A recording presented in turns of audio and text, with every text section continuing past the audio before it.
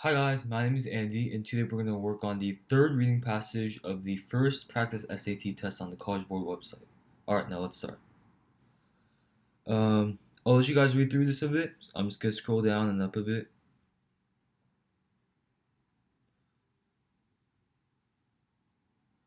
Alright, this should take you about 2 to 3 minutes, maybe 4, but you want to spend the rest of your time on solving the questions. Alright, let's begin.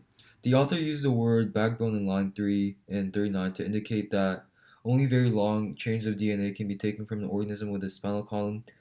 The main structure of a chain in the DNA molecule is composed of repeating units.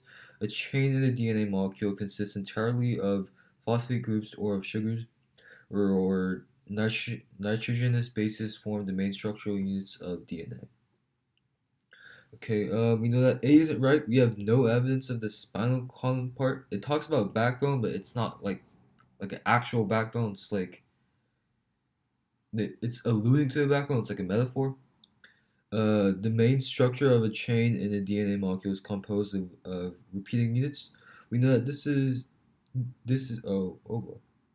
probably right because it talks about repeating units, where in line 2 to 4 it talks about regular alternation of these groups.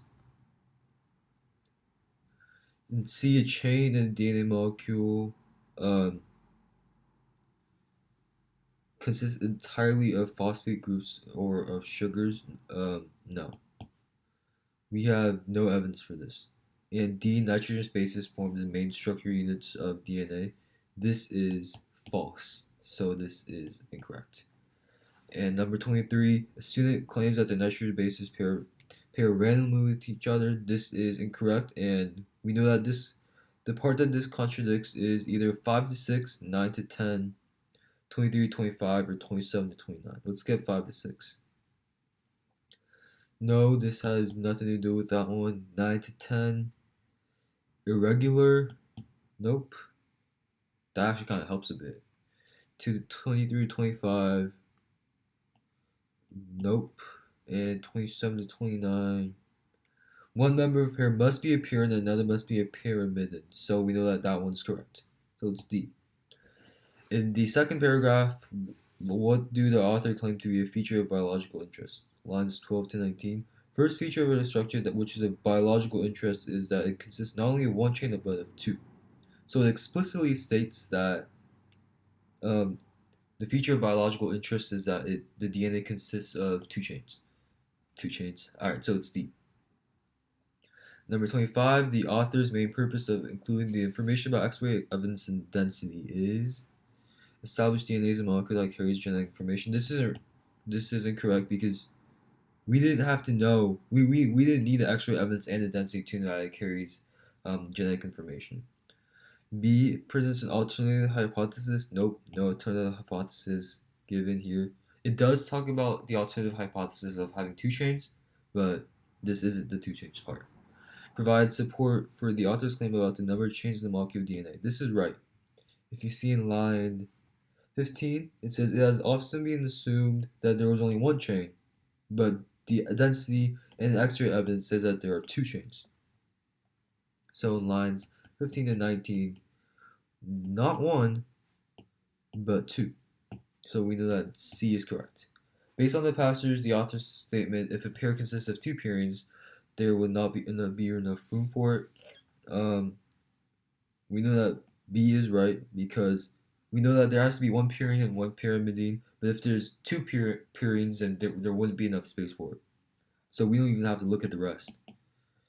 The author's use of the words exact, specific, and complement in lines 47 to 49 in the last paragraph functions mainly to confirm that the nucleotide sequences are known for most molecules of DNA. Wait, hold up. Let's look at line 47 to 49 a bit.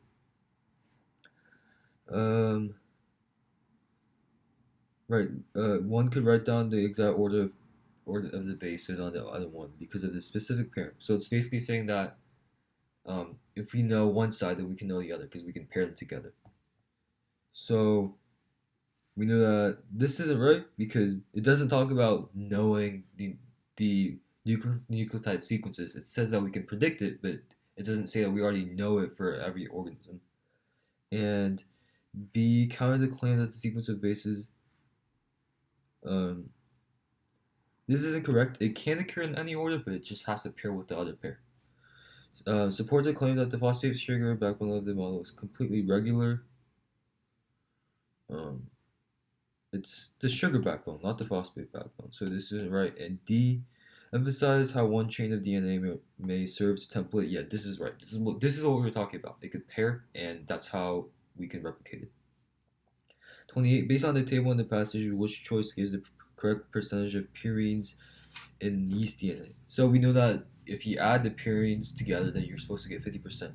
And the purines are A and G. Let's see the table. Let's see which one of these can we add.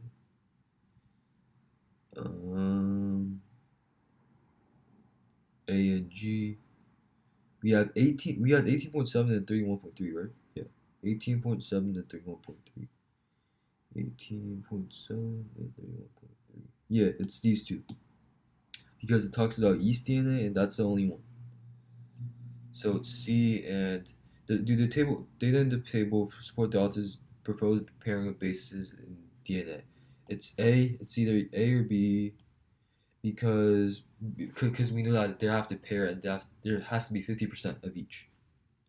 Because for each given organism, the percentage of adenine, yeah, it's A and T are close, I think. Yeah, 31.3 and 32.9, 18.7 and 17.1. It's A because A is not close to G, definitely not.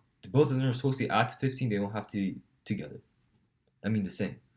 And number 30, according to the passage, which of the following pairs of base percentages in sea urchin DNA provide evidence? 17, oh, that's not what I wanted to do. 17.3 to 17.7.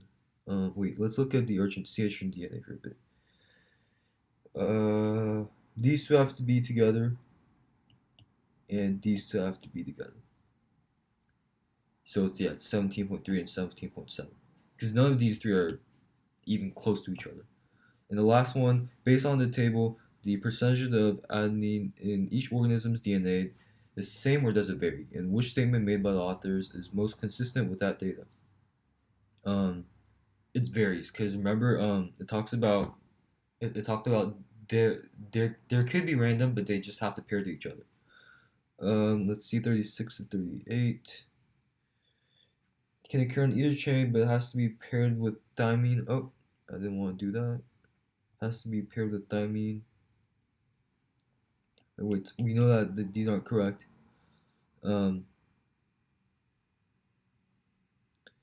This just tells us that it has to pair together. It doesn't tell us that the organisms, the percent of adenine in each organism varies. So we know that C isn't correct. Let's see line 41 to 45.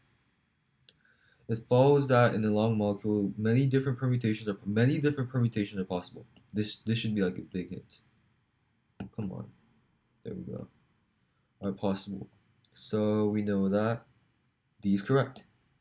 Alright, now that's it, and on my next video I'll be working on the fourth reading passage of the first practice SAT on the College Board website.